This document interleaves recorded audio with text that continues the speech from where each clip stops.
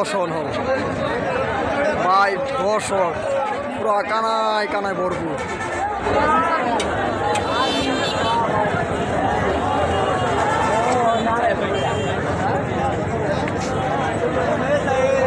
তোরা কই, তোরা বিরুদ্ধে যাইতি না, তোরা আইসো দেখতো।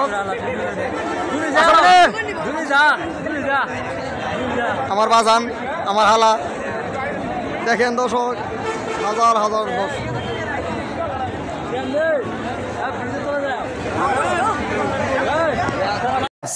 ইয়েস ইয়েস, ফাইনালি বরবাদ সাকসেস।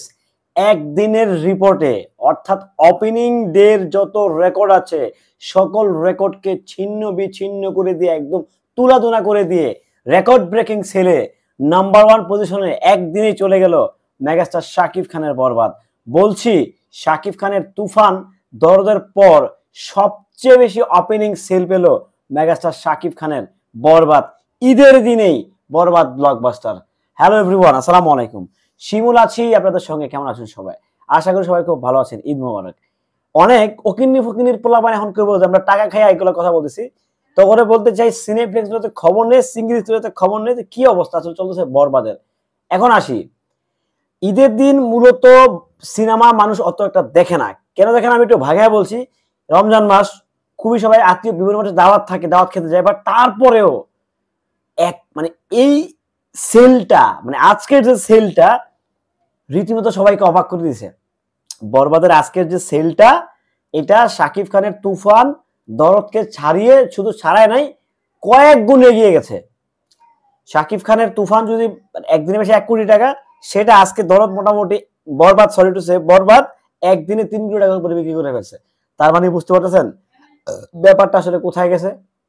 সবাইকে বলছি ধৈর্য ধরে ভিডিওটি দেখেন, আশা করি ভালো লাগবে আপনাদের।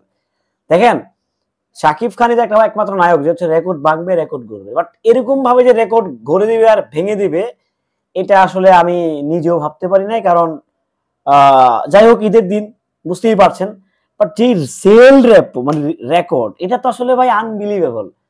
শুধু যে স্টার সিনেপ্লেক্সে হাউসফুল যে ব্যাপারটা আসলে এরকম না, কিন্তু সকল জায়গায়, শুধু স্টার সিনেপ্লেক্সে হাউসফুল না, কিন্তু সিঙ্গেল স্ক্রিনগুলোতে আরো বাজে অবস্থা। সিঙ্গেল স্ক্রিনগুলোতে বরবাদের অবস্থা আরো বাজে, নাজেহাল। মানুষ বসতে পারতেছে না, চটি বিছায় হচ্ছে দেখতেছে, চটি বিছায় হচ্ছে দেখতেছে। সো ব্যাপারটা বুঝতে পারতেছেন যে আসলে দরদের প্রতি কিংবা বরবাদের প্রতি, দরদ না সরি, বরবাদের প্রতি কতটা ভালোবাসা মানুষের। শুধু সাকিবিয়ানরা যে বরবাদ দেখছে ব্যাপারটা সেরকম না, সাকিবিয়ানদের বাহিরেও আমার বিশ্বাস, সাকিবিয়ানদের বাহিরেও সাকিবিয়ানরা যদি থাকে 20%, 80% লোক দেখছে বরবাদ। হিসাব পরিষ্কার, কথা পরিষ্কার। কথা আগে বুঝবেন, তারপরে গালাগালি করবেন, না বুঝে তো গালাগালি করা শুরু করে দিবেন। তো সেখান থেকে আমরা তো ধরতেই পারি যে বরবাদ সুপার হিটের পথে যাচ্ছে, মেগা হিটের পথে যাচ্ছে। Mega hit, it's a mega hit হবে।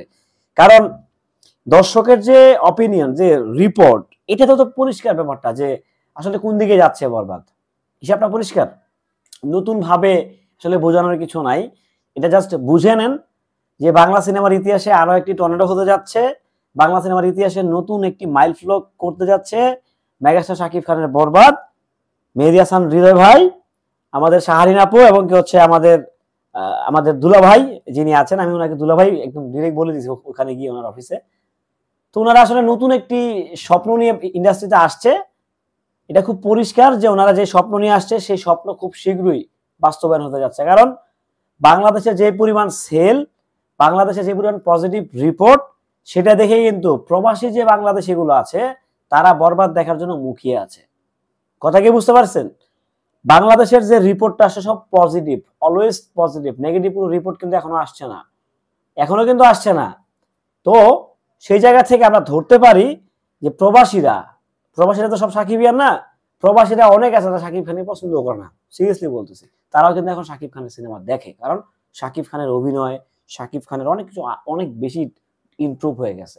তো সেই জায়গা থেকে তারাও কিন্তু মুখে কবে তারা বরবাদটা দেখবে তাদের সিনেপ্লেক্স কিংবা তাদের থিয়েটারগুলোতে। সো এটা হচ্ছে একটা সিনেমার জন্য পজিটিভ একটা ভাইব, যে তারা নিজের দেশে ফাটাই দিতে আছে। আপনারা জানেন কি জানি না, ভারতের সেকেন্ডার সিনেমা রিলিজ পেয়েছে সালমান খানের। আওয়াজ নাই, কিন্তু আওয়াজ আছে, কোনো আওয়াজ নাই। বাট বরবাদ কিন্তু রীতিমতো বিশ্বব্যাপী একটা আওয়াজ তৈরি করে ফেলেছে। শাকিব খান হচ্ছে বাংলাদেশের রজনীকান্ত।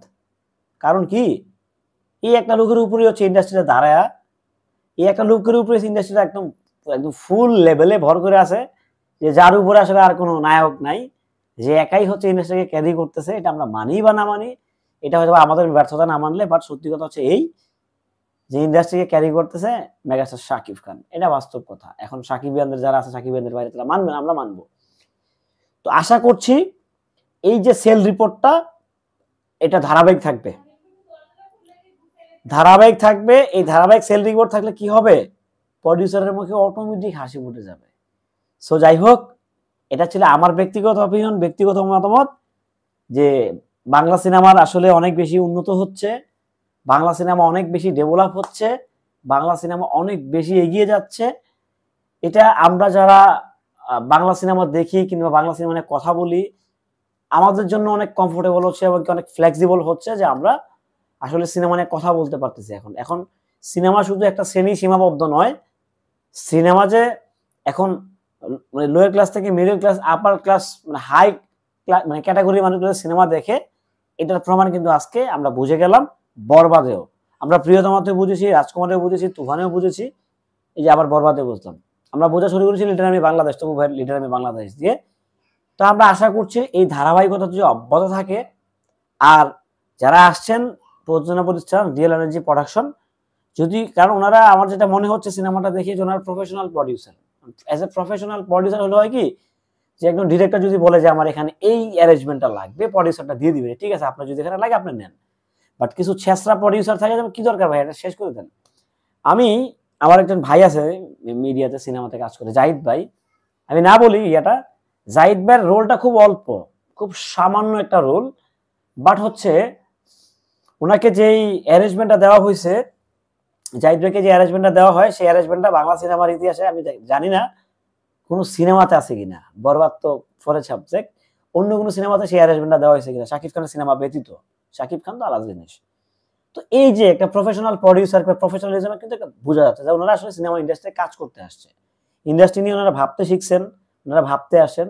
সো সবকিছু মিলে আমরা আশা করছি, আশা রাখছি যে বরবাদ এটা 100 কোটি টাকার ঘরে যেতে পারে, আমরা সে আশা রাখতে পারি। কারণ সিনেমা হলে যেভাবে দর্শক হুমড়ি খেয়ে পড়ছে, আমরা সেটা আশা রাখতে পারি, আশা করতে পারি যে বরবাদ একটা অন্য লেভেলের একটা কিছু নিয়ে আসতে যাচ্ছে। কারণ একদিনের সেলে যা বাজিমাত, এটা আমি হয়তো বা কালকে জানাতে পারবো, যে কালকে আসলে এই ঈদের দিনের সেল আসলে কয় টাকা করে সারা বাংলাদেশ, এটা কালকে আমরা আপনাদেরকে জানাতে পারবো।